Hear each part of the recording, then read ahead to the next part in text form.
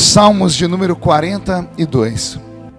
Está escrito assim: assim como a corça suspira pelas águas tranquilas, assim a minha alma suspira por ti, ó grande Deus. Amém, igreja? Eu vou ler de novo para esse versículo entrar na nossa alma e ficar. Assim como a corça suspira pelas águas tranquilas, assim a minha alma suspira por ti, ó grande Deus. Amém. Feche a Bíblia, coloque no banco, na cadeira. Já quebramos alguns protocolos, então pegue na mão de quem está do seu lado. Não, mas é para segurar a mão da pessoa, isso. E aperte a mão dele ou dela com carinho, até eles falarem aleluia.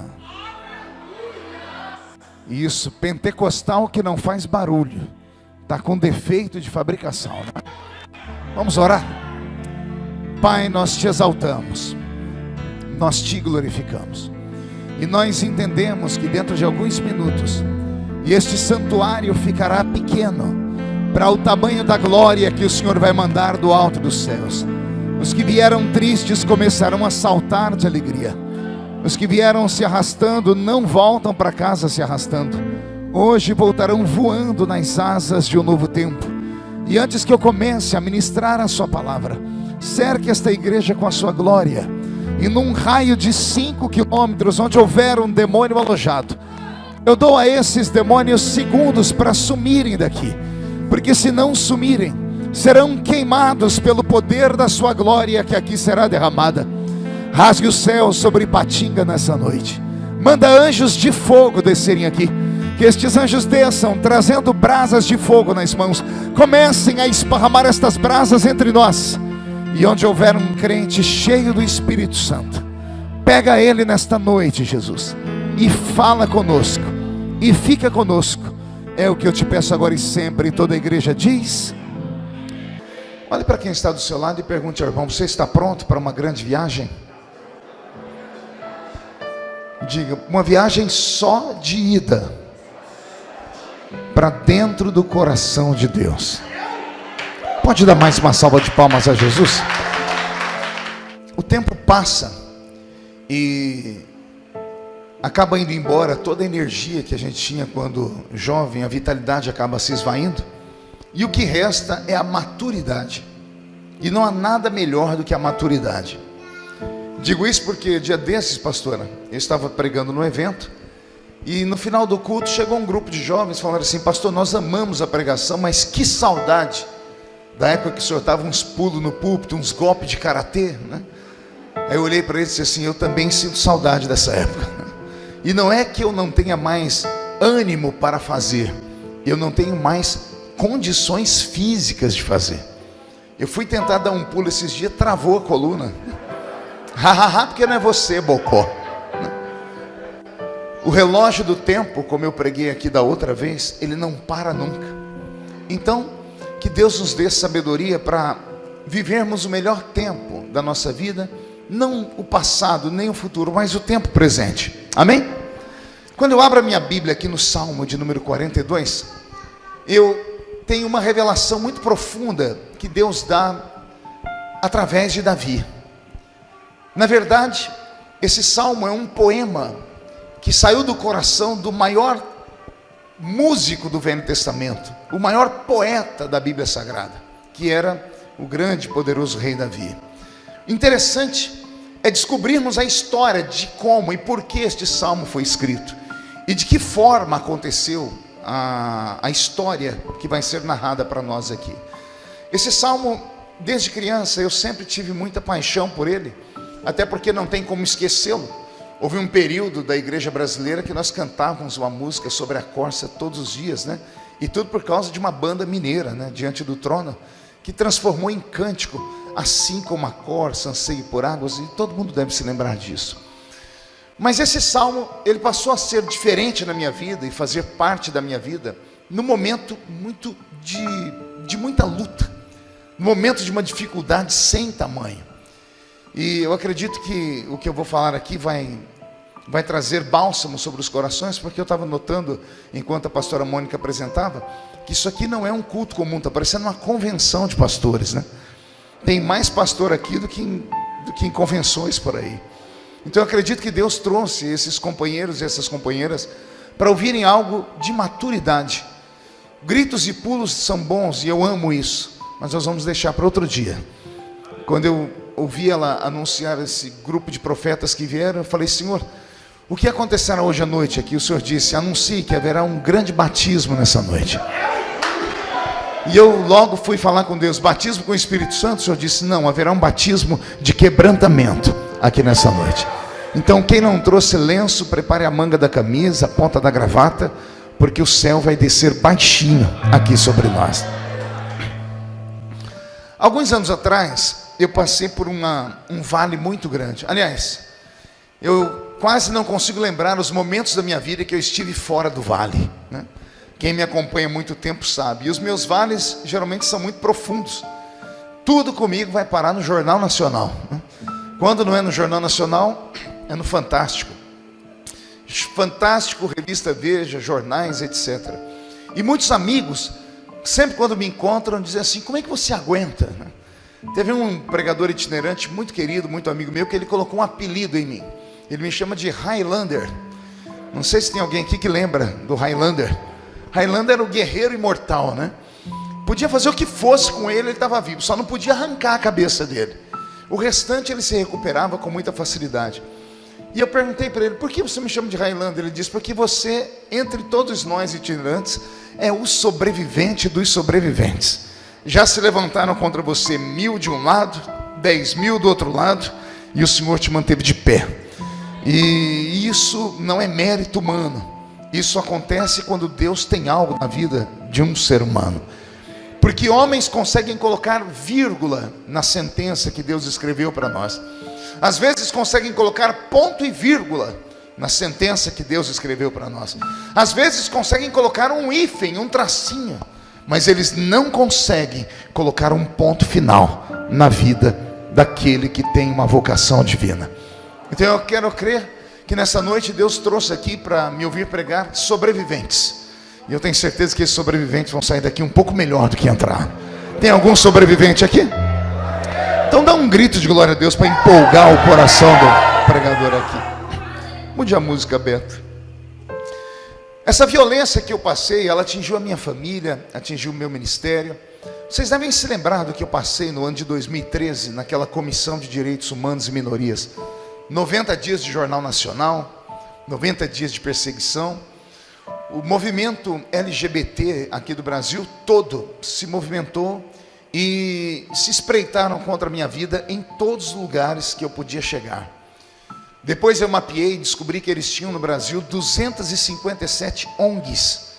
Imagine, 257, uma média de 10 ONGs por estado brasileiro. E todas essas ONGs eram abastecidas com dinheiro público. E a briga deles comigo era só essa. Não era por isso, nem por A, nem por B, era por dinheiro. Porque como presidente da Comissão de Direitos Humanos, eu só fui descobrir isso no final, o Glaico, do meu mandato, como presidente, que com uma caneta minha, uma canetada minha, eu cortaria todos os recursos que esse movimento tinha. E eu não tinha noção disso. Só fui descobrir no final. Aí no final eu já estava para lá de Bagdá uns 3 coqueiros, né? Estava atordoado, abalado. Mas Deus nos deu vitória naquele momento. Passaram-se um ano. E num final de ano, o caldo entornou. Eu não sei se você sabe, né? A nossa mente ela é composta de janelas de inteligência. E o desespero não é um sentimento. O desespero é um demônio. É um demônio que vai fechando as janelas da nossa inteligência. E quando a nossa inteligência se esvai, o que sobra é um instinto. E muitos seres humanos têm um instinto de matar para sobreviver. E outros têm um instinto contrário. Ele tem um instinto de se matar, pensando que vai ter uma vida melhor depois dessa. E já já você vai compreender porque eu estou falando tudo isso. E eu me lembro como se fosse hoje, no mês de novembro de 2 anos atrás, eu entrei em uma crise, em uma depressão profunda. Até então, para mim, depressão, como crente pentecostal, criado dentro de igreja evangélica, depressão para mim tinha conotação espiritual, tinha fundamento espiritual, tinha opressão espiritual. Para mim era uma construção do próprio inferno. E eu acreditava piamente que se orasse, que se jejuasse, a depressão ia embora. E foi o que eu fiz. Eu orei, eu jejuei, e a depressão não foi embora. Ela começou a aumentar. Eu não sei se alguém aqui já teve a infelicidade de ter sido atingido por uma depressão. Eu não desejo isso nem para o meu pior inimigo, porque a depressão faz com que os seus olhos passem a ver as coisas de maneira totalmente distorcida. As cores perdem a alegria, a comida perde o sabor, o perfume não é mais cheiroso, não há mais vontade de estar em público. O desejo é se isolar, se esconder, entrar em uma caverna. No meu caso, ficar trancado dentro do quarto. E eu fiquei trancado por mais de 30 dias dentro do quarto. Como pastor conhecido do Brasil, como político conhecido, tive que pedir à família e os amigos para que não contasse para ninguém, porque as pessoas geralmente não entendem isso. Aqueles que veem um pastor pregar, uma cantora, um cantor cantar, eles apostam e são capazes de jurar que tal ser humano é indestrutível. Alguns acreditam mesmo, pastora Mônica, que a unção de Deus nos blinda de tudo. E não, a unção não nos blinda, a unção nos reveste no momento certo para sermos usados para aquele momento. Terminou aquele momento, a unção se retira. E o que sobra é aquilo que éramos antes da unção vir, seres humanos. E a palavra ser humano é muito pesada. A palavra ser significa entidade invisível. E a palavra humano vem de humus. E humus é terra misturada com esterco. E eu não preciso dizer para você o que é esterco. Então isso é um ser humano, é uma entidade invisível que habita dentro de um pedaço de barro. Quando criança na escola dominical, eu ouvi os professores falarem que nós tínhamos um espírito, né? Que o ser humano tinha um espírito. Com a maturidade, o estudo e a experiência, eu descobri que me ensinaram errado. Eu não tenho um espírito, eu sou um espírito.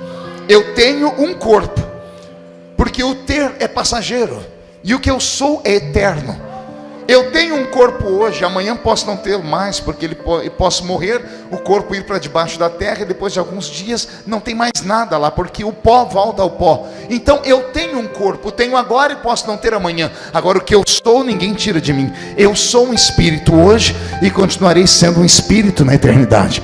E quem disse isso foi Salomão, que o homem morrendo, o pó volta ao pó, mas o espírito volta a Deus, porque foi Deus que o deu. Então, se somos um espírito, somos metafísicos, somos transcendentais, e muito do que acontece na nossa vida se dá num âmbito onde o remédio não consegue chegar, onde as palavras do médico não conseguem tocar, porque tudo isso está armazenado na nossa psique.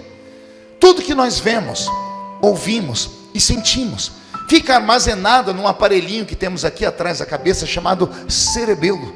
O cerebelo é como se fosse o HD do computador. Ele é o armazenamento de todas as nossas memórias. Tudo que você viu, ouviu e sentiu, e vou até me atrever a dizer coisas que você talvez nem vai se recordar, porque eram situações intrauterinas. Hoje a ciência já consegue dizer isso, que tudo que uma mãe passa, a criança percebe, e isso pode ser marca sobre ela para sempre. Então o ser humano é muito complexo. O ser humano é tão complexo que o próprio Deus, para nos compreender, teve que deixar a sua divindade lá em cima e encarnar aqui na terra, para viver a nossa vida, para tentar compreender o que é ser humano. O ser humano não é um brinquedo, e o ser humano não foi feito em série. Os animais foram feitos em série, tanto que você vê um leão aqui, um leão em qualquer lugar do mundo, o leão é idêntico em qualquer lugar, parece que foi clonado. Uma girafa é igual aqui, é igual em qualquer lugar do mundo. O hipopótamo. Os animais racionais foram feitos em série. Os anjos foram feitos em séries, segundo a sua categoria. Tanto que em todas as épocas, em todos os tempos, todos os que viram anjos desenham eles de maneira igual para nós. São de cabelos compridos, reluzentes, de roupa branca. Foram feitos em série. O ser humano não foi feito em série. Cada um de nós foi feito com a ponta do lápis de Deus. Deus, quando fez você, Ele pensou só em você e acabou jogando a forma fora. Por isso que cada vida é um universo, e cada coração é um labirinto. Só conhece tal labirinto aquele que te criou e você. Então, quando eu comecei a perceber que eu estava vivendo uma vida que não parecia ser vida, era morte para mim. consegui ir até alguns psicólogos. E o psicólogo chegou a dizer para mim: olha, a questão é a seguinte. Ele pediu meu histórico e ele parou para ver os vídeos que eu passei em 2013. Eu apanhei em avião, eu apanhei na rua, eu apanhei em shopping center. Nós tínhamos plantado 22 igrejas naquele ano. Nós precisamos fechar 14 igrejas em 3 meses, porque todos os ativistas do movimento LGBT descobriram as minhas igrejas e armaram barracas na porta das igrejas e não deixavam ninguém entrar nos cultos. Quando começava o culto e os que eram corajosos para entrar, os gays tiravam a roupa e ficavam pelados na frente da igreja. Esfregaram órgão genital na cara das minhas filhas. Uma tinha 9 e outra tinha 10 anos de idade.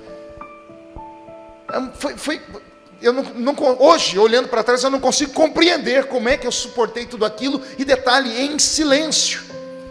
Eu sou um evangelista. O evangelista é um provocador por natureza. Eu sou um evangelista pentecostal. Quando agarro o microfone na mão, eu viro um leão. E aí ninguém conseguia compreender, e nem eu. Como no meio daquele tumulto, eu ficava parecendo um cordeiro. As pessoas cuspiam, batiam e eu ficava calado. Não é que eu não queria reagir. Eu queria reagir porque eu não tenho sangue de barata nas veias. Mas eu sabia que uma reação minha iria pesar sobre a igreja. Porque eu era um pastor, sou um pastor. Eu não podia xingar, nem mandar ninguém para aquele lugar. Vontade não faltou. Mas eu tinha que me controlar, porque eu sabia que o meu testemunho seria muito mais forte do que uma ação minha. Só que tudo isso tem um preço. Tudo que você ouve, vê e sente, vai ficando armazenado. E o copo vai enchendo, vai enchendo, vai enchendo. Até que naquele ano, eu não me lembro o que foi que aconteceu. Com certeza foi uma notícia triste. Pingou uma gota dentro do meu vaso e o vaso entornou. E eu entrei em depressão profunda. A família sofreu muito. Eu chorei muito. Eu desejei a morte. Eu entendi Elias dentro da caverna. Eu entendi alguns amigos que saltaram dessa vida para outra. Como meu querido amigo, pastor Júlio Ribeiro. Um amigo lá do Rio de Janeiro, que saltou da vida para a morte. E eu vi crentes espancarem ele pela internet. E até questionando se ele não tinha, porventura, algum tipo de pecado escondido. E com vergonha do pecado vir à tona, tirou a sua própria vida. Um bando de gente suja, querendo falar de um mal lavado. Nenhum ser humano deve tocar na vida de outro ser humano. Nenhum ser humano deve fazer juízo de valor da vida de outro ser humano.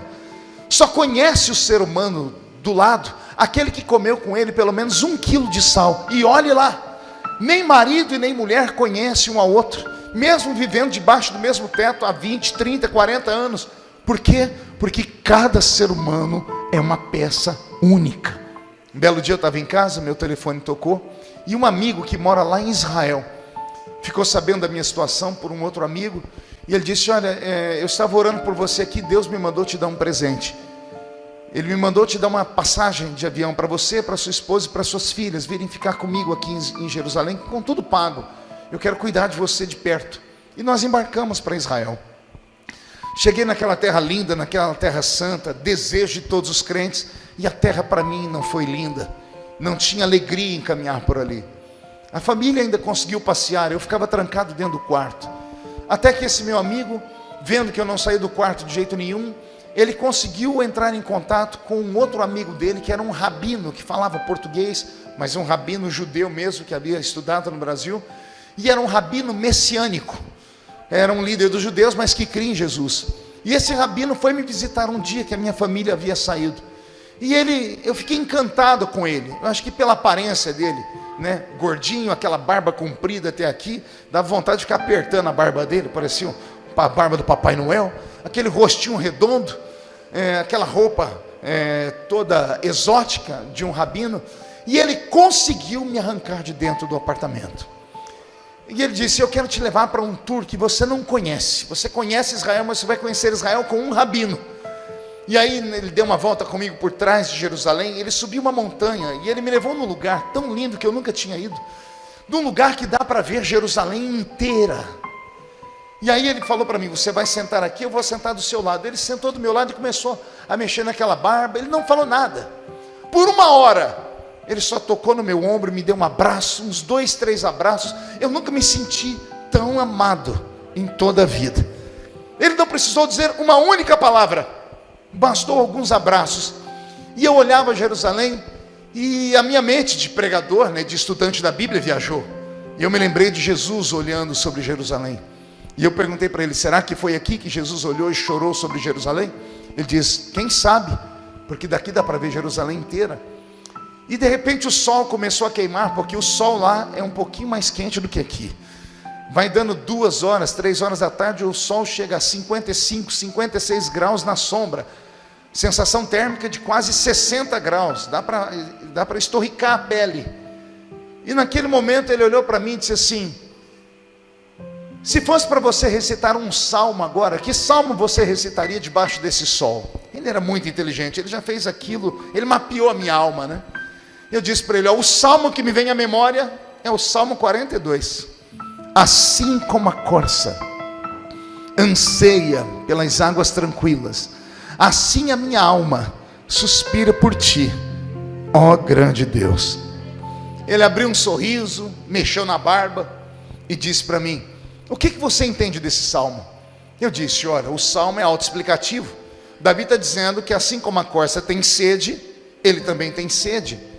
Aí ele disse para mim: a Bíblia não diz que a corça tem sede. Ele disse: repita para mim o salmo. Eu disse: assim como a corça suspira pelas águas tranquilas. Ele disse: aí não diz assim como a corça tem sede das águas tranquilas. Disse: assim como a corça suspira, assim como a corça deseja, assim como a corça quer encontrar as águas tranquilas. E eu olhei para ele e ele falou para mim: se eu te disser que Davi se espelhou na corça, não é porque ele tinha sede de água, você acreditaria em mim, Marco? E eu falei: se você me convencer com argumentos. Ele disse: então vou te contar uma história que não se ensina em seminários. E ele me contou a história de Davi. E eu confesso a vocês, eu chorei como criança. Porque todos nós, quando falamos de Davi, lembramos do menino com a funda na mão, capaz de matar um gigante. Lembramos do Davi perdoador dentro da caverna de Adulão, poupando a vida de Saul. Lembramos do Davi que mata o urso, que mata o leão. Lembramos do Davi dos salmos, e alguns salmos mais lindos do que os outros. Lembramos do Davi do Salmo 91, do Salmo 51. Lembramos do Davi do Salmo 139. Lembramos do Davi que nos encantou. Lembramos de Davi levando a arca da aliança de volta para Israel, dançando ao redor da arca. Só temos lembrança de coisas boas da vida de Davi. E ele disse para mim: a vida de Davi nem sempre foi boa, Marco. Eu disse: por que não? Ele disse para mim: porque Davi era filho de sua mãe, mas não era filho de seu pai. Eu falei: como assim? Ele disse: Davi é um filho problema na família de Jessé, o belemita. E eu disse: por quê? Ele disse: ora, quando o profeta Samuel foi na casa de Jessé para ungir um dos filhos dele como rei de Israel, chegando lá, todos os filhos de Jessé estavam lá dentro, com exceção de Davi. E por que Davi não estava em casa, se os mais velhos já estavam? Por que o mais moço não estava em casa? E então ele começou a desenvolver uma história que mexeu comigo. Ele disse para mim que os profetas naquela época não chegavam de supetão na casa de uma pessoa para visitar. Isso mataria a pessoa do coração. Os profetas, quando iam visitar alguém, mandavam um mensageiro na frente. O mensageiro chegava na casa da pessoa e dizia assim: é de paz a minha vinda, o profeta de Deus vem aí. Dava tempo da pessoa colocar a casa em ordem. Porque se o profeta chegasse e pegasse alguma coisa ruim, poderia acontecer uma tragédia lá dentro. Porque o profeta era o representante de Deus que visitava as pessoas. Então, quando o profeta Samuel foi visitar Jessé, antes ele mandou o seu secretário na frente. Quando Jessé ouviu falar que o profeta estava vindo na sua casa, ele colocou a casa em ordem, mandou chamar os filhos, mandou preparar comida, mandou a esposa se perfumar. Os filhos mais velhos foram se barbear, foram colocar uma roupa bonita. E o menor filho foi tirado de dentro de casa, que é Davi, que é a rapinha do tacho, que é o filho mais novo. Por que Davi saiu de casa? Porque Davi era um problema. Pergunte por quê? A aparência de Davi vai nos falar que ele era um pouco exótico. Davi era ruivo, em algumas traduções, louro. Ele tinha os cabelos encaracolados. Ele era de gentil aspecto. e ele era de pequena estatura. Davi não tem nada a ver com a aparência dos seus irmãos. Tanto que quando Samuel entrou na casa de Jessé, quando ele olhou o primeiro irmão de Davi, disse: já achei o rei de Israel.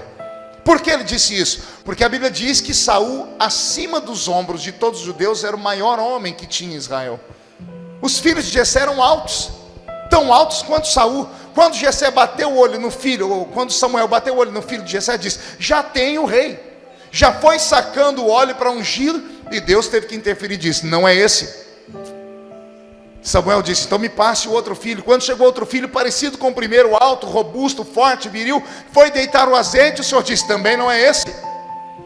E passaram-se todos os filhos, e o Senhor disse: nenhum desses é, porque você, Samuel, enxerga esses homens por fora. Eles têm aparência de rei, mas o que eu quero, ele tem coração de rei. Não tem aparência de rei, mas tem coração de rei. Por que Davi foi tirado de sua casa? A tradição que esse rabino me contou diz que acredita-se que Davi era fruto de um estupro. Os homens da época saíam de casa para a guerra, para a batalha, e ficavam as mulheres em casa. Jessé era um homem rico, era fazendeiro, e por certo comprou escravos, e um escravo europeu acabou sendo levado para sua casa. E o escravo europeu então, na ausência de Jessé, violentou a sua esposa, e a esposa de Jessé engravidou. E quando nasce uma criança diferente. Nasce um menino loiro de uma família judia. Hoje nós temos judeus até dos olhos azuis, mas por causa da miscigenação de raças. Quem conhece o Oriente Médio sabe que Israel faz divisa com o continente africano. O Egito é o primeiro país da África que faz divisa com Israel. Não existe no Oriente Médio pessoas de raiz com os olhos claros.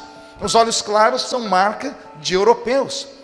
Não existe pessoas de cabelos lisos, originais daquela terra, porque o sol é de cima para baixo, queimando o couro cabeludo e engrunvinha o cabelo. Por isso os africanos têm a cor da pele acirrada, os cabelos são crespos, o nariz é largo por causa do oxigênio, que é muito rarefeito, então precisam ter mais oxigênio. Os corpos se adaptam nos lugares. Então o judeu original, ele tem o nariz comprido e adunco, o cabelo é mais grosso, são um pouco mais alto, a pele é queimada do sol. Mas o Davi, que aparece na família de um judeu, ele é louro, ele é de gentil aspecto. A tradução de gentil aspecto é tão interessante. Eu fui procurar saber o que era gentil aspecto. É uma beleza delicada. Gentil aspecto, beleza delicada. Exemplo, Leonardo DiCaprio.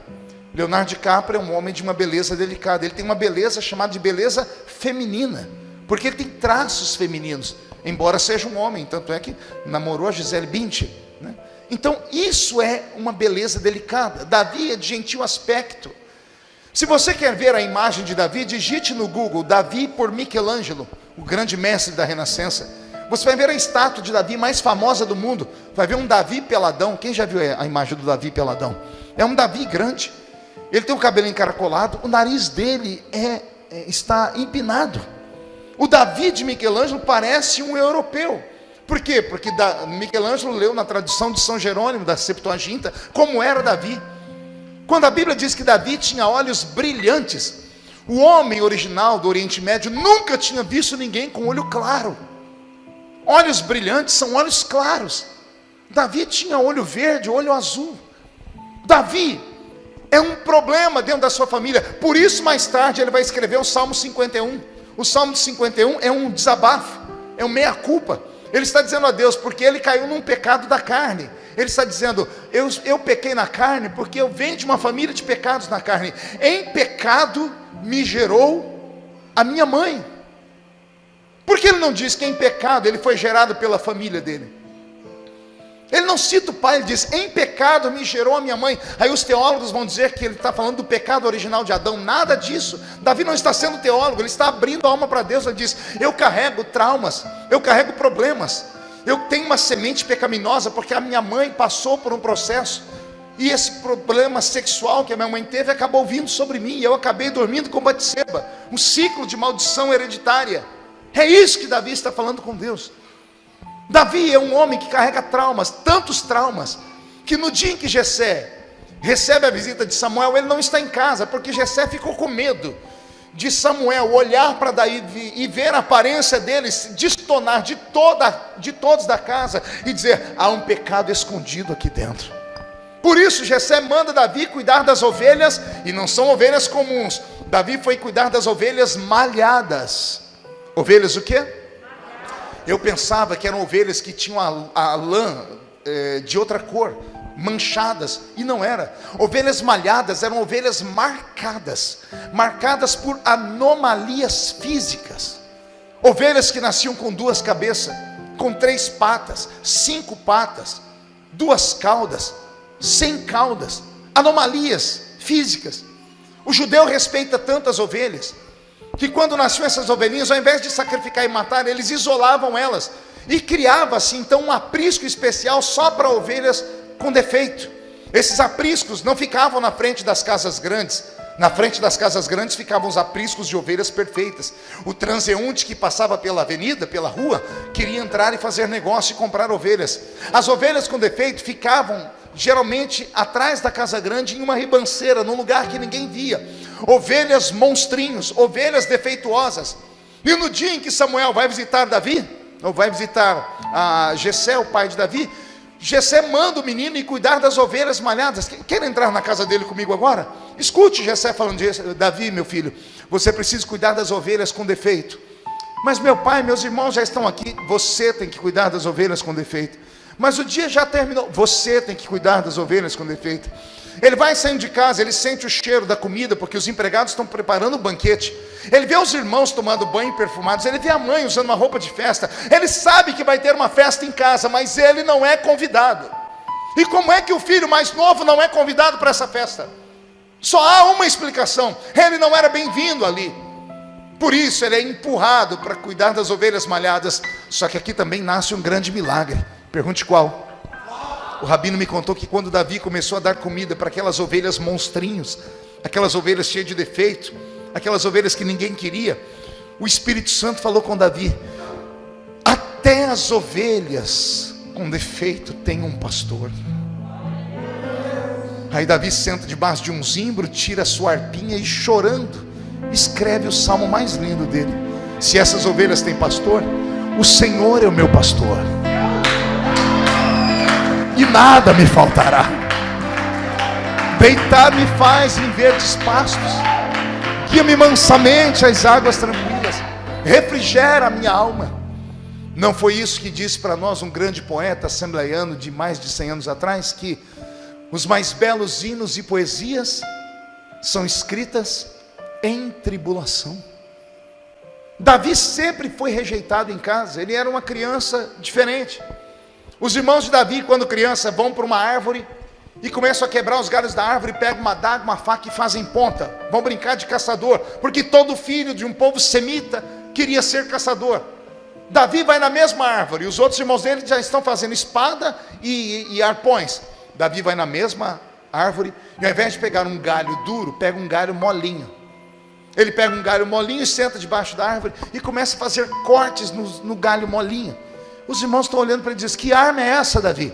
A minha é diferente da de vocês. Ele pega as lãs da ovelha e amarra na ponta de um galho molinho, enverga e amarra na outra ponta.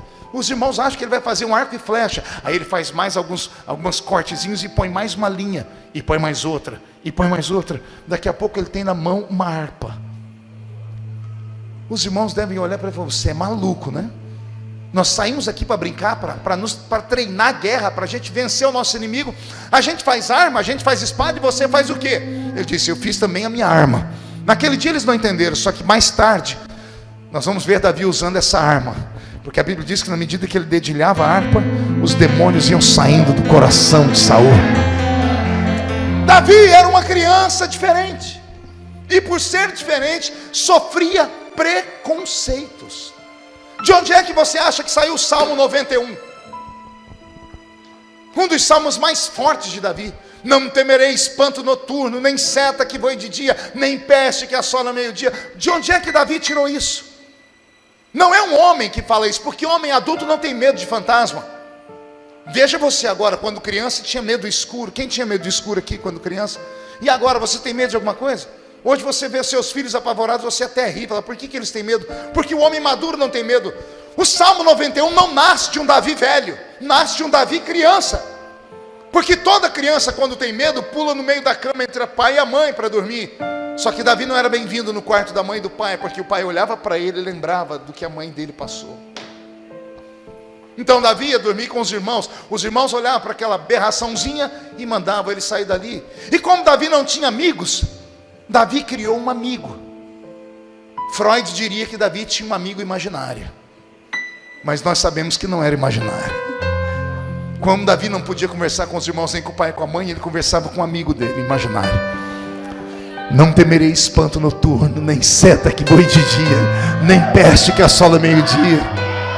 O Senhor é comigo. Davi se tornou um amigo. Davi ficou quase sendo chamado de esquizofrênico, porque ele não tinha unidade com a família, então ele se afeiçoou a Deus. O rabino me disse que o Salmo 42 foi escrito por um Davi que queria ser aceito. Um Davi que era perseguido pelos seus irmãos, que era perseguido pelo próprio pai. Então, como ele queria ser aceito, havia uma tradição naquele mundo antigo, que nós vamos encontrar na Bíblia isso, que o filho, quando queria chamar a atenção do pai, ele fazia um guisado para o pai. Alguém lembra de uma história disso na Bíblia? Não?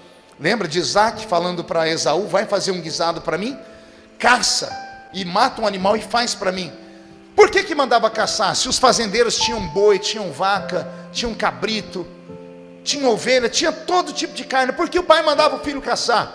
O pai mandava o filho caçar um animal exótico, um animal difícil de ser pego.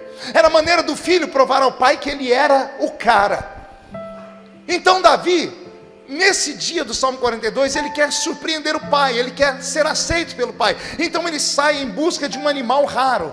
Ele sai em busca da corça, também chamada de cervo. A corça ou cervo é um quadrúpede que é muito sensível e delicado, e extremamente habilidoso e ágil. A sensibilidade dela faz ela perceber um inimigo a dezenas de metros de distância. Ela é atenta com os ouvidos e pelo seu olfato. E quando uma corça ou um cervo corre, dificilmente até um felino, se não chegar à espreita, não consegue pegar uma corça na velocidade. Então Davi quer pegar uma corça, mas só acha uma corça ou um cervo, Glauco, no alto das montanhas. Então Davi deixa as paragens aqui, porque ele quer ser aceito pelo pai e quer convencer o pai. Então ele sobe o alto da montanha e procura sinais de que uma corça ou um cervo passou por ali. Então ele vê nas pegadas, ele vê nos arbustos quebrados. E disse o rabino que Davi enxergou uma corça. E quando ele enxerga a corça, ele deita no chão à espreita, para que o vento não denuncie, não leve o seu cheiro. Então Davi vai se espreitando pelo mato para tentar se aproximar da corça a uma distância em que ele possa usar uma flecha para matá-la. Só que enquanto Davi está fazendo isso, aparece no cenário um outro predador, um leão. O leão da montanha. E o leão da montanha é extremamente violento. E Davi sabe que não dá para competir com o leão, porque o leão é extremamente mais forte. E o leão também sabe que se ele não se aproximar muito perto daquela corça, ele não vai conseguir pegá-la. Então o leão também se agacha pelas pairagens e ele vai se espreitando, para que o vento não leve o seu cheiro e o barulho dos galhos sendo quebrados não seja percebido. E Davi também sabe que o leão, mesmo sendo forte, não vai conseguir pegar aquela corça e levar inteira para sua casa, porque a corça chega a pesar 200, 250 quilos. O leão vai matar a corça, vai comer um pedaço, vai arrancar um pedaço para sua família e vai sobrar alguma coisa. Então Davi pensa, eu não posso com o leão, mas o leão vai pegar a corça e vai sobrar um pedaço para mim. Então olha o desenho, a corça na frente, o leão atrás da corça e Davi atrás do leão. Até aqui, amém? A diferença entre a corça e o leão está na força. O leão até corre um pouco como a corça, só que o leão ele tem resistência, coisa que a corça não tem.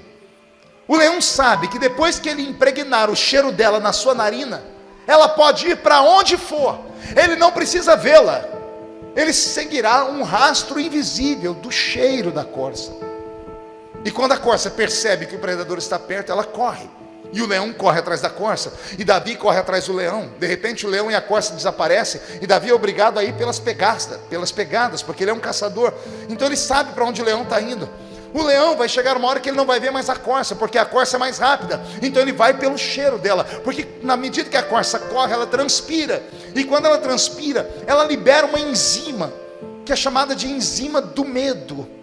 O leão sentiu o cheiro dela, acabou. Ela pode ir para onde for, ela não tem resistência. Ela vai chegar em um ponto que ela não vai ter força para correr mais. O leão vai pegar a corça de qualquer forma. A corça corre pela montanha, o leão corre atrás da corça, a corça desaparece, o leão sente o cheiro e Davi vai pelo rastro.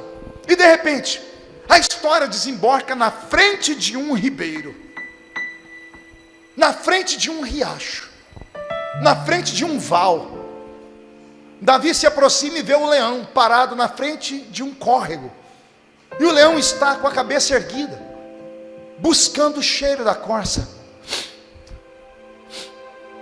E Davi percebe que o leão está perdido, porque por mais que o leão busque o cheiro da corça sumiu. O cheiro levou o leão até na beira do ribeiro de águas tranquilas. E de lá para frente, a corça desapareceu.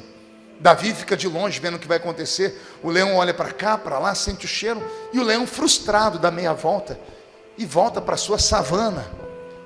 Davi também não entendeu o que aconteceu, ele só sabe que a corça sumiu. O rabino diz que o Davi foi até o ribeiro para beber água. E quando ele vai beber água, ele escuta um barulho atrás de uma relva. E quando ele olha atrás da relva, se levanta a corça que estava deitadinha atrás da relva.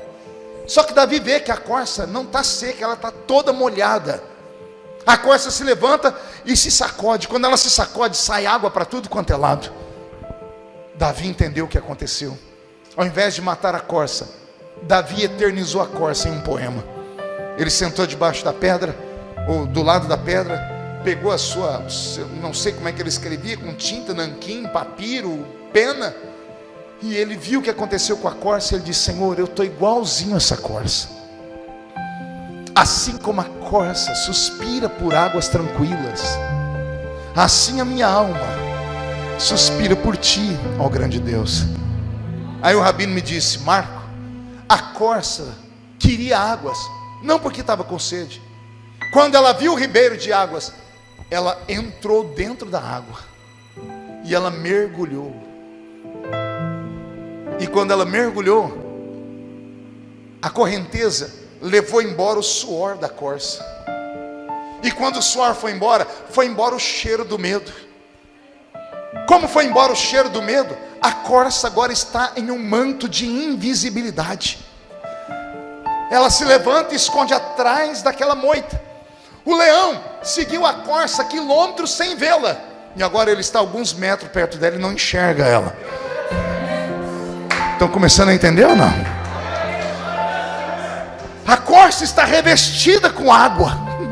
A água deixou ela invisível aos olhos do inimigo dela. Quando Davi percebeu disso, ele disse assim: Deus, eu estou igual a corça. Assim como a corça suspira por águas tranquilas, assim a minha alma suspira por ti, ó grande Deus. Davi estava dizendo: Deus, me deixa entrar dentro de ti, me esconde dentro de ti, para que o inimigo não me encontre, para que o trauma que a minha família me provoca não me consuma, para que aqueles que tramam a minha morte não me encontrem. Eu preciso, Senhor, porque o meu inimigo é mais forte do que eu, tem mais resistência do que eu, e eu não tenho para onde fugir dele. Mesmo estando eu sem ele me ver, ele consegue sentir o cheiro do meu medo. Então, Senhor, eu estou igual a corça. Abre um ribeiro de águas na minha frente e me deixa deitar dentro dessas águas, porque se eu deitar dentro dessas águas, eu estarei livre de toda a perseguição dos meus inimigos. Posso ouvir um amém por essa palavra? Quando o rabino me contou isso, eu comecei a chorar. E ele disse para mim: Marco, vou te dar uma palavra. A palavra que eu tenho para você é essa: não queira ser um super-homem, porque você não é. E não tenha vergonha de ser um ser humano. Como você é um líder religioso e prega, se desnude diante daqueles que te ouvem pregar. Porque se aqueles que estão lá embaixo veem que você é um homem ungido, cheio de Deus, também sofre, passa por vales, eles vão entender que o que eles estão passando não é maldição, é a sequência da vida. E se você vencer, eles também podem vencer. E ele me falou uma palavrinha que eu nunca mais vou esquecer na vida. Ele disse assim para mim: Marco, mergulha. A palavra de Deus para você nessa noite é essa: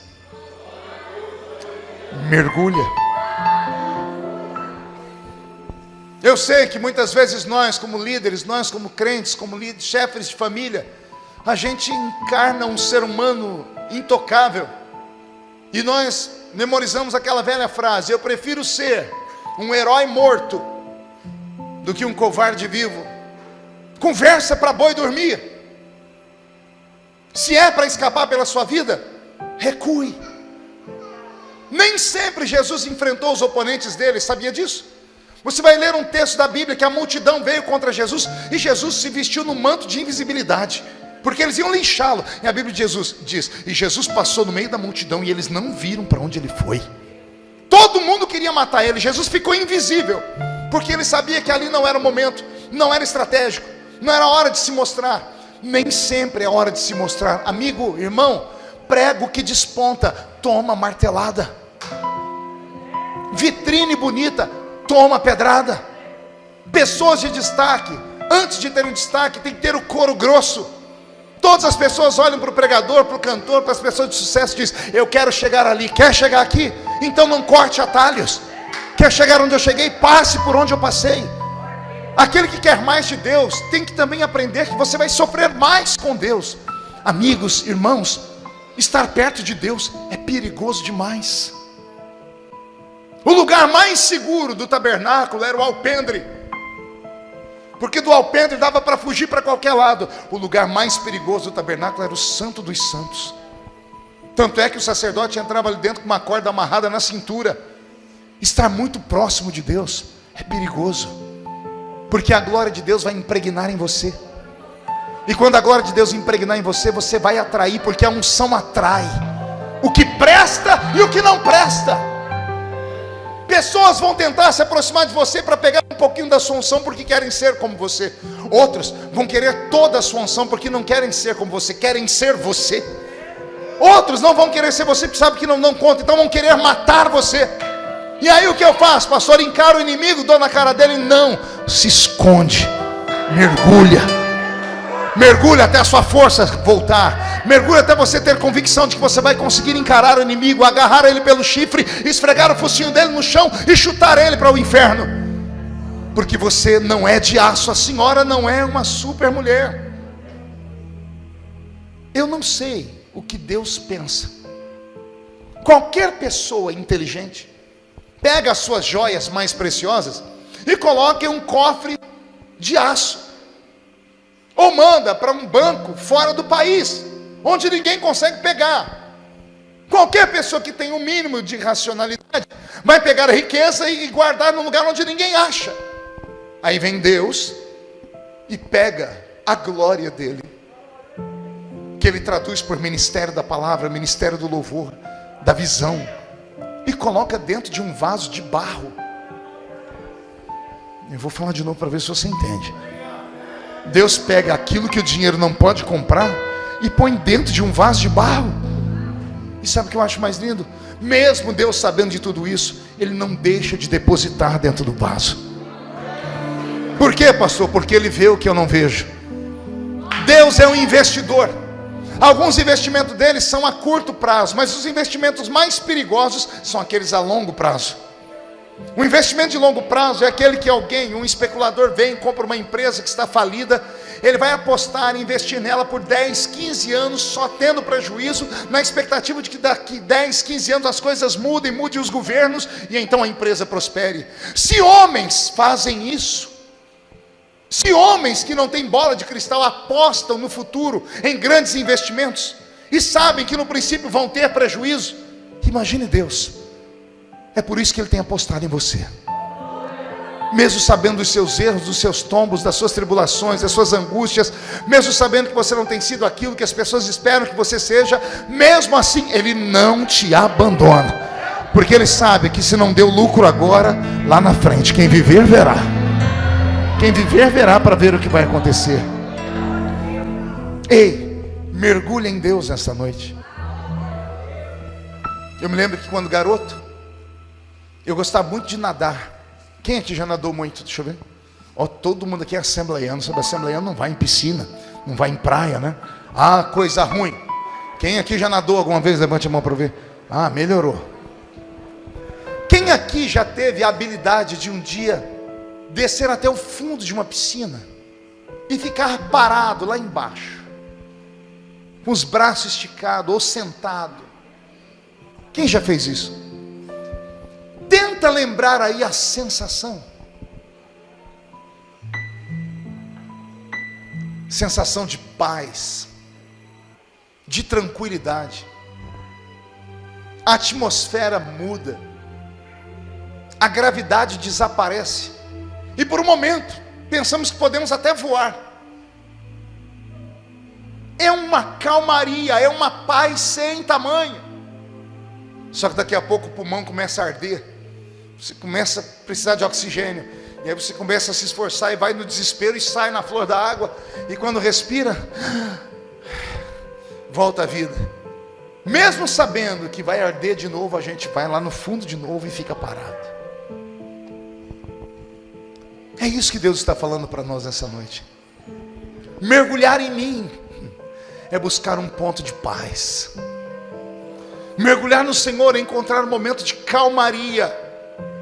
É onde todos os fardos que estão sobre os seus ombros são tirados dos seus ombros e colocados na mão dele. Porque a gravidade não existe para quem está debaixo da água. A única coisa que existe é a pressão. Então você pode mergulhar em Deus nesta noite e encontrar um momento de calmaria. Porque se você não fizer isso, você vai passar por uma prova tão grande. E talvez você não tenha condições de vencê-la, como eu venci. O ano passado, eu enterrei o meu copastor. 33 anos de idade. Um menino bonito, halterofilista. Parecia um ator de Hollywood. A esposa dele, uma modelo, linda. Ele pregou na igreja no domingo uma mensagem tão linda, Glauco, que ele tirou o céu do lugar dele e trouxe para a terra. A igreja foi ao delírio. Na terça-feira, ele pulou de uma ponte de mais de 100 metros de altura e tirou a própria vida. Não foi um membro da igreja, foi o meu copastor. Cidade de 40 mil habitantes, imagine um escândalo. Pior do que o enterro dele, foi o primeiro culto que eu tive que encarar a igreja. Porque a igreja toda me olhando, querendo uma resposta. Se o meu líder se mata, como é que eu vou viver? Me deu desespero. Aí sentei com a família, comecei a descobrir as coisas. Eu fui para um canto e chorei e falei, por que não falou comigo? Por que preferiu se isolar? Por que preferiu mostrar para as pessoas alguém que ele não era? O ser humano é um artista em potencial. A gente sai de casa e diz assim, hoje eu vou parecer fulano de tal. E a pessoa olha para você e acredita que você é fulano de tal. Tem gente aqui dentro que não deu um glória a Deus até agora, nem na hora dos louvores. E não é porque não quer. É porque só Deus sabe em que lugar a alma dessa pessoa está passando. Só Deus sabe o que ela deixou em casa. O inferno que ela deixou em casa. Porque nós pentecostais temos um grande defeito. Para nós tudo é motivação, tudo é glória, tudo é fogo, tudo é milagre, tudo é isso, tudo é aquilo. E continue assim, continue crendo no milagre, continue crendo no fogo. Mas e o dia que o fogo não vem? E o dia que o milagre não acontece? E o dia que a senhora descobre que tem um câncer? E o dia que você é mandado embora do seu trabalho? Onde estava o anjo de Deus quando seu filho morreu? Quando o seu casamento se dizimou?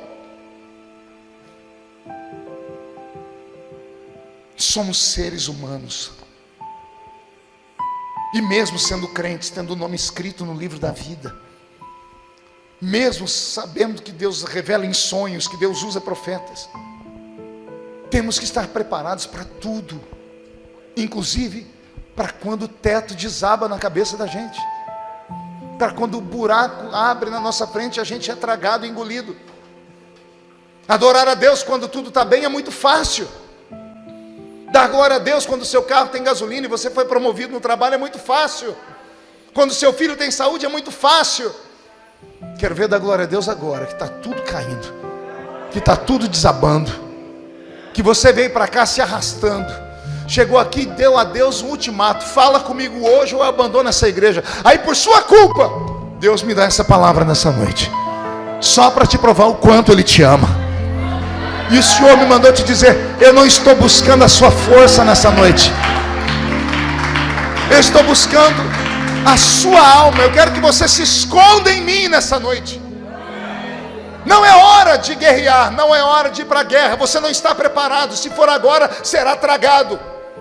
Já deve ter lido na Bíblia que quando Davi saiu para a batalha e caiu de cima do cavalo, e um dos filhos de Abisag, um dos gigantes, quase matou Davi. Se os soldados não protegem Davi, tinha acabado a nação inteira. Eles colocam Davi no cavalo e todos os soldados dizem para ele: o Senhor não sairá mais a peleja conosco, para que não se apague a lâmpada de Israel.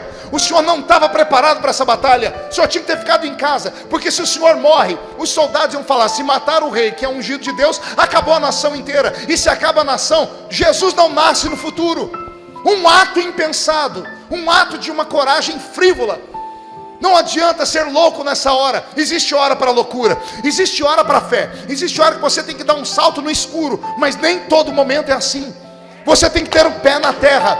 Você pode ter a cabeça no céu, mas coloque os pés na terra. Se segure, porque o que o diabo armou contra o seu ministério é muito grande para te desfacelar. Mas se Deus está falando nessa noite que Ele vai te proteger, Ele vai te proteger. Mergulha!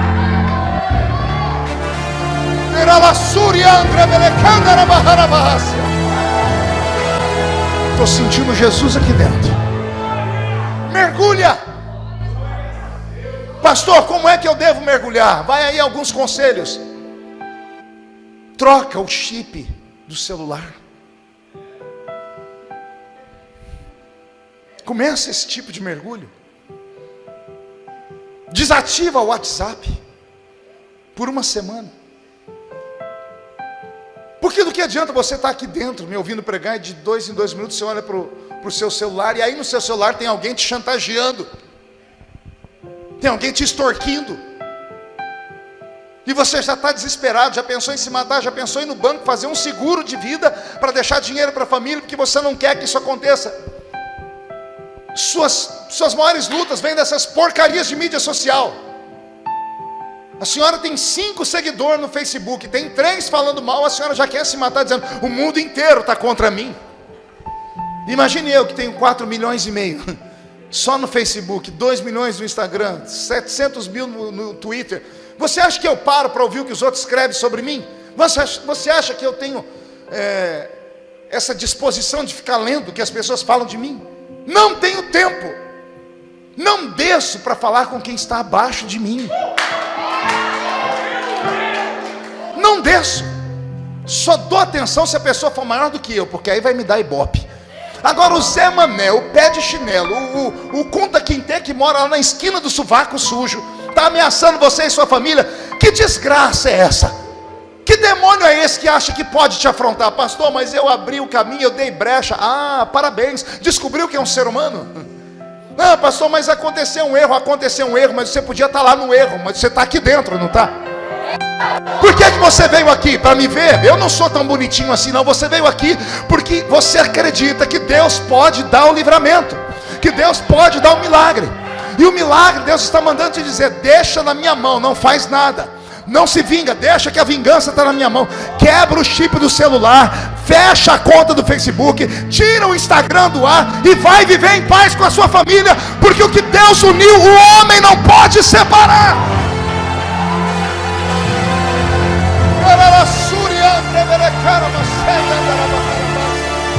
Mergulha. Eu estou com o meu corpo todo arrepiado aqui. Deus está bradando aqui dentro. Eu estou ouvindo barulho de espadas de verdade. Anjos e demônios estão degladiando aqui em cima. E eu sei de quem é a vitória. A vitória é sua, é sua. Mergulha, mergulha, mergulha.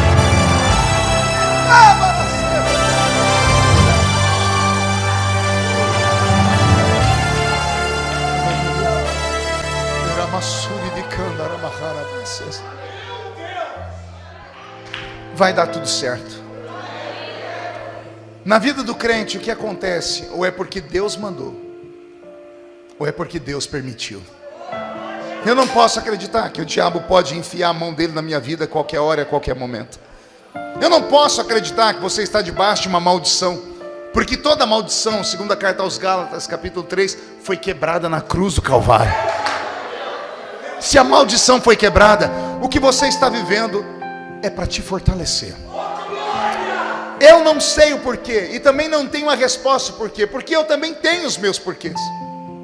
Eu também tenho perguntas que não têm resposta. Talvez por isso um dia Jesus disse aos seus discípulos: naquele dia vocês nada vão me perguntar, porque tudo será revelado. Mas enquanto vivermos aqui, estamos sujeitos a todo tipo de luta, de dor e de sofrimento. O sofrimento é uma matéria da faculdade da vida. Viver não é para qualquer um, gente. Viver é uma aventura. Que Deus não me mate aqui agora. Viver é uma agonia, é uma dor intensa, porque nós não nascemos para ficar aqui. Esse planeta é pequeno demais para nós.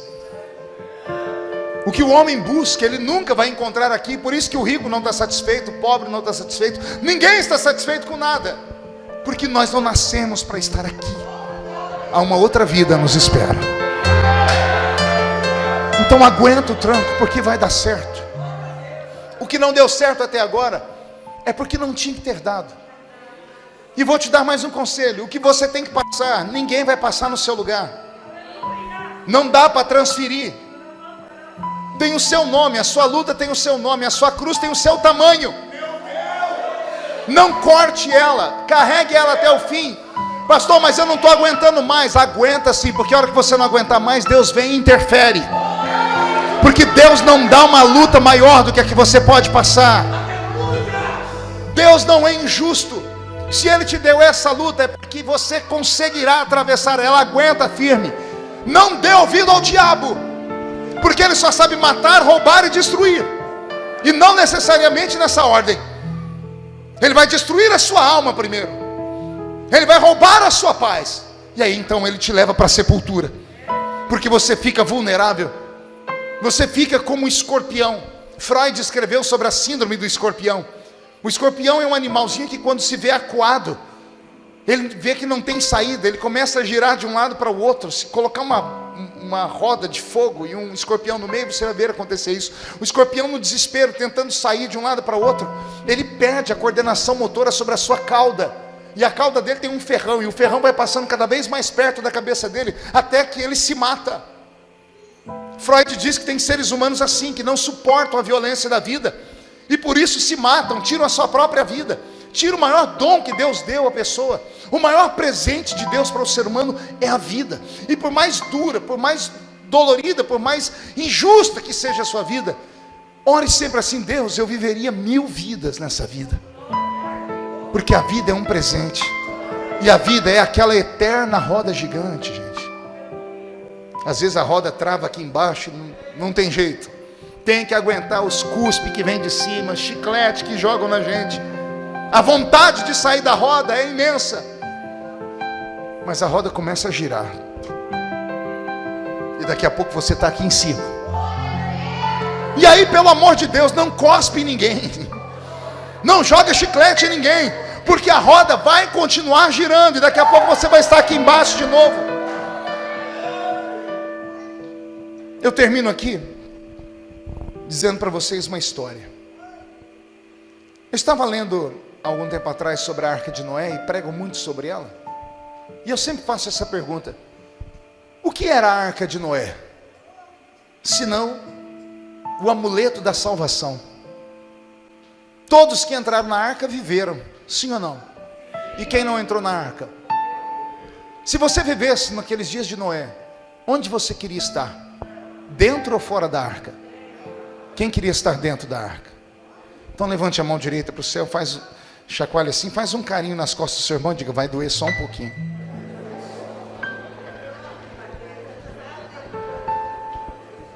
Você já parou para pensar como era a vida dentro da arca ou não?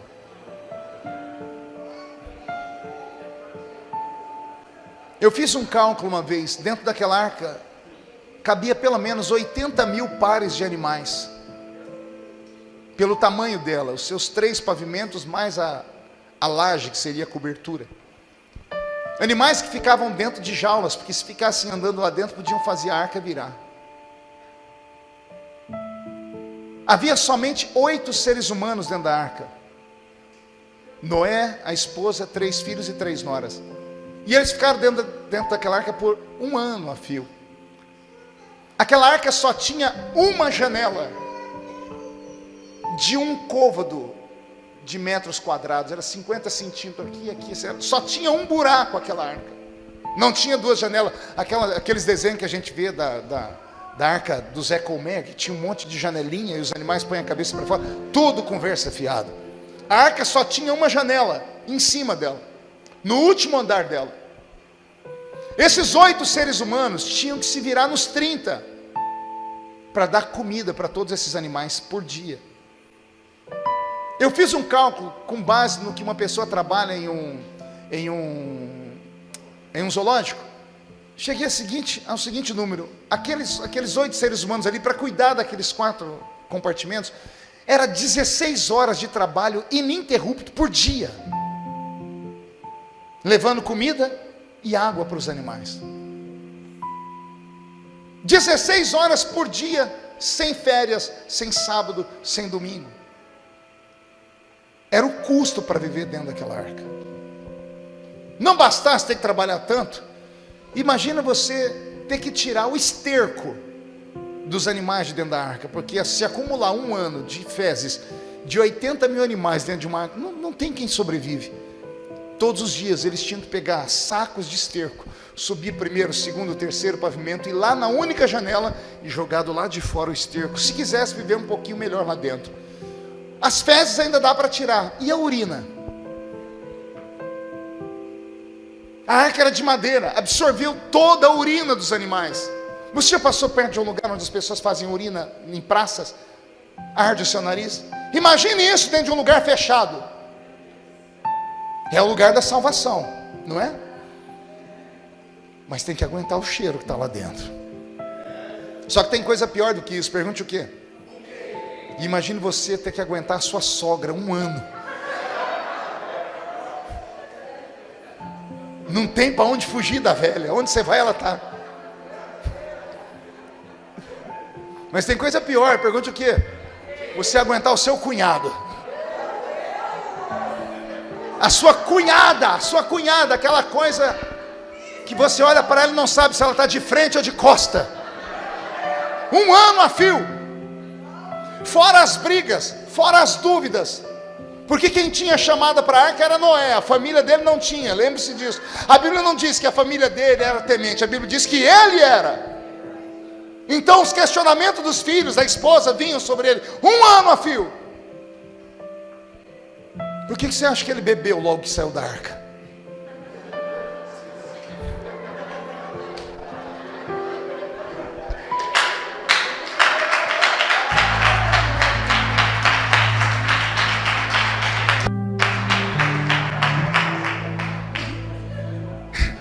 É duro, mas é a realidade.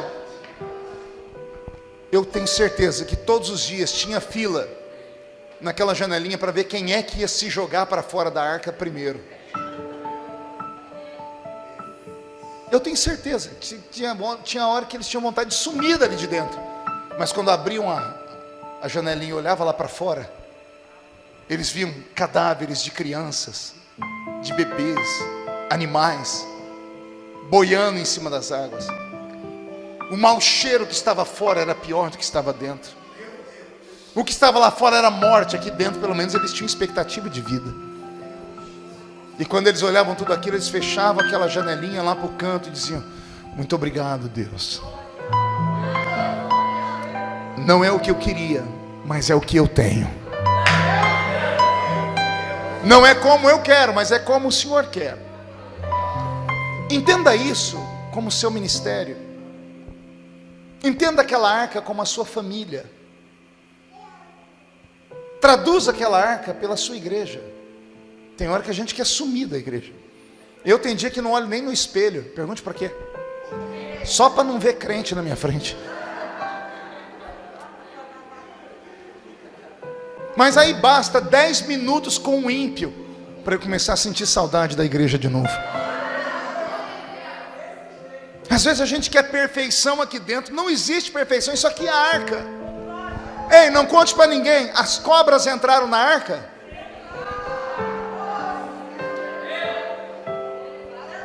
E os escorpiões? E os gambás? Você acha que se fosse para Noé escolher, ele ia querer que aquilo entrasse lá dentro ou não? Não. Quem é que quer ficar com a cobra do lado dele e o escorpião? Mas a arca não era dele. A arca tinha dono. E o dono da arca é Deus. E é Deus que diz: deixa a cobra entrar na minha casa. Deixa o escorpião entrar na minha casa. Deixa tudo entrar aqui dentro. E eu vou ajeitando a vida deles aqui dentro. Se Deus não rejeita, quem somos nós para rejeitar? Eu termino como eu comecei: ninguém deve tocar na vida de ninguém. Cuide da sua própria vida, que já está de bom tamanho. E se você puder orar pela minha vida e pela vida do irmão, amém também. Mas se não puder ajudar, não me atrapalha. E se você vê alguém na sua casa com um princípio de depressão profunda, não brinque com essa porcaria. A pessoa precisa de ajuda profissional. Depois da ajuda profissional vem o apego da família. E por último vem a igreja. Não inverta. Porque se você colocar a igreja primeiro, a pessoa vai se matar aqui dentro. Não pense que a família resolve tudo, porque a família não resolve. Leve a pessoa para um profissional de saúde mental. A família, não questione, não fique jogando nada na cara. Pare de repreender as pessoas publicamente. Elogie publicamente. Chame atenção em particular. Não destrua as pessoas por dentro. O ser humano é uma caixinha de surpresas. E a maioria de nós é como uma bomba atômica. Basta alguém acender o estopim para explodir. E se explodir, a miséria que vem, só Deus para cuidar. Há uns meses atrás eu estava na minha casa e quase caí. Assistindo um programa desse de televisão, esses da Atena da vida.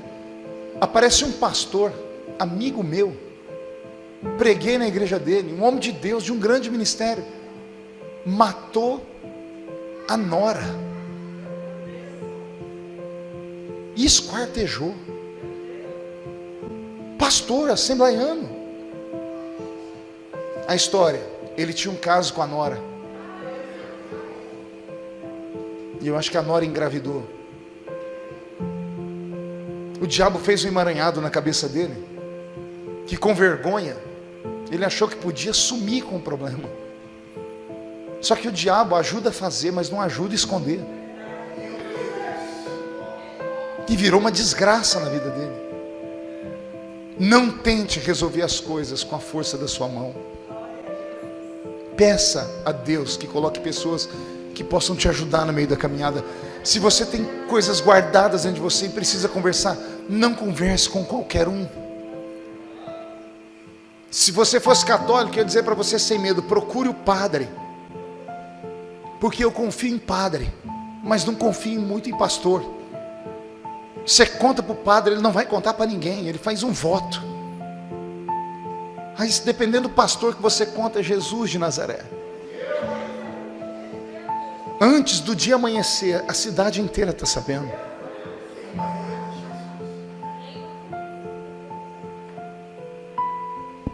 Que Deus nos ajude. Eu não sei você, mas eu estou igual aquela corça. Estou correndo do meu inimigo. O leão está vindo aí atrás. E eu preciso que Deus abra um ribeiro na minha frente. Eu preciso mergulhar nessas águas. Quem quer mergulhar comigo?